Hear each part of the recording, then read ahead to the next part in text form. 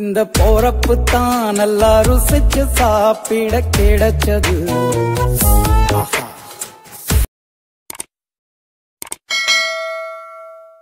Hi friends, welcome to FDF Tamil channel.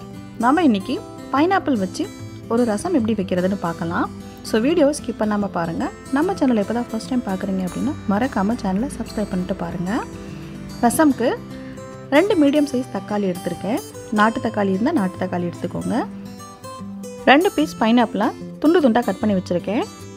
அது கூட 50 gram துவரம் பருப்பை வேக வச்சு பருப்பும் தண்ணியமாக எடுத்து வச்சுருக்கேன். 1 பீஸ் பைனாப்பிளை குட்டி குட்டியாக ஃபைனாக சாப் பண்ணி வச்சுருக்கேன். 1/2 டீஸ்பூன் அளவுக்கு நெய், ரசப்பொடிக்கு மிளகு, மல்லி, சீரகம், அது கூட அரைக்கிறதுக்கு மல்லி, கருவேப்பிலை, தாளிப்புக்கு 1 பிஞ்ச் கடுகு, 1 பிஞ்ச் வெந்தயம், 5 பல் பூண்டு, 2 வரமிளகாய், 1 கட்டு கருவேப்பிலை, மல்லி, 1 பச்சை மிளகாய் கீறி வச்சுருக்கேன்.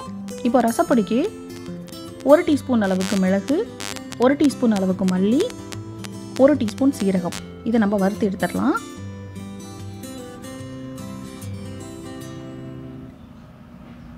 வறுத்துட்டோம்.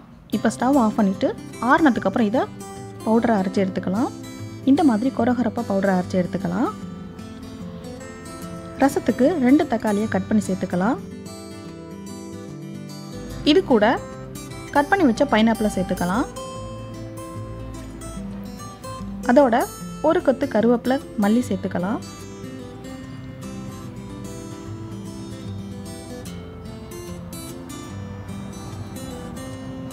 கால் ஸ்பூன் அளவுக்கு மஞ்சள் பொடி சேர்த்துக்கலாம். இப்போது பருப்பு தண்ணியை வடித்து எடுத்துட்டு மீதி இருக்கிற பருப்பை இதோடு சேர்த்து அரைச்சி எடுத்துடலாம்.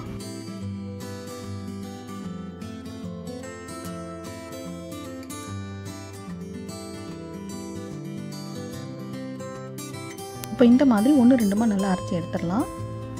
இப்போது ஒரு பேனில் 1/2 டீஸ்பூன் அளவுக்கு நெய் சேர்த்துக்கலாம். கீ நல்லா மெல்ட் ஆனதுக்கப்புறம் 1 பிஞ்ச் கடுகு, 1 பிஞ்ச் வெந்தயம், 2 வரமிளகாய், 5 பல் பூண்டை தட்டி சேர்த்துக்கலாம். இதோட நம்ம கீறி வச்ச பச்சை மிளகாயும் சேர்த்துக்கலாம்.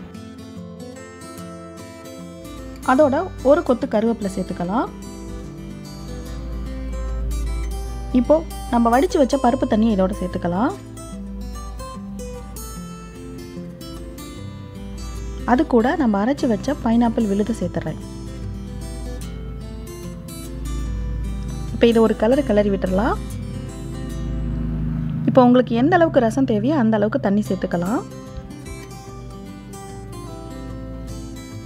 இப்போ இந்த ஸ்டேஜில் நம்ம இந்த ரசத்துக்கு தேவையான அளவுக்கு உப்பு சேர்த்துக்கலாம்.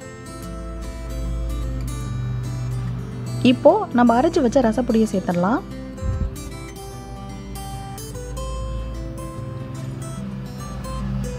அதையும் சேர்த்து ஒரு மிக்ஸ் கொடுத்துக்கலாம். இப்போ இந்த மாதிரி பபிள்ஸ் வர ஸ்டேஜில் மல்லி இலை தூவி நம்ம ஸ்டவ் ஆஃப் பண்ணிடலாம். இப்போது ஃபைனலாக நம்ம குட்டி குட்டியாக சாப் பண்ண பைனாப்பிள் இதோட சேர்த்துக்கலாம். ரொம்பவே அருமையான பைனாப்பிள் ரசம் நம்ம ரெடி பண்ணிட்டோம். இந்த வீடியோ உங்களுக்கு பிடிச்சிருந்தது அப்படின்னா லைக் பண்ணுங்கள், உங்கள் ஃப்ரெண்ட்ஸ் அண்ட் ஃபேமிலியோட ஷேர் பண்ணிக்கோங்க. தேங்க்ஸ் ஃபார் வாட்சிங்.